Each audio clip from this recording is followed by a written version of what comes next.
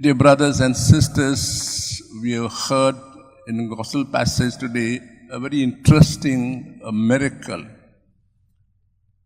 It's so because it speaks about to us two things, hard to digest, but our faith should help us to digest it. We have heard about them time and again. Have you reflected on them? The first thing we learn from this gospel passage is God's love is unconditional, it is inclusive. We have heard it time and again from the altar. You also read about it and reflected. But do we really execute this fact that God's love is inclusive? We heard in the gospel passage that Jesus is going to the house of a non-Jew who had asked for a favor. Jesus had said quite clearly, I have come for all, not just for the Jewish nation. Yes, God has come for all of us, not just us, everyone. But when you show a love and concern and a forgiveness, do we give to all, only to those who are good to us? The second thought we can reflect upon in today's gospel passage is to believe even without seeing what has happened to us.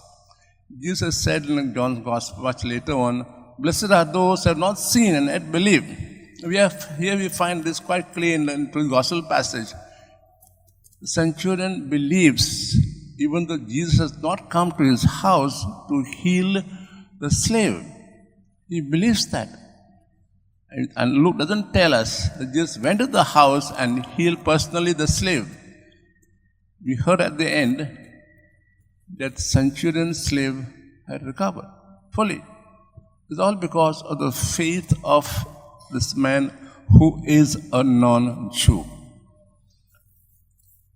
We at times tend to lose courage, to lose faith when we make our pleas, request God for this favor and that favor, or someone is a point of death, someone has got this sickness and that sickness, someone looking for a job, we are not getting a job, disappointed, and all these things. At this time, can we look at the cross and say, I do believe, please help my unbelief? We ask God, Mass, today, just for today, but every day, first of all, to love everyone without making distinctions, to be available to everyone for any help, not just one day, but every day, which is not easy at all. And secondly, to believe even when we have not seen with our own eyes, or not heard with our own, but to believe in faith like this centurion.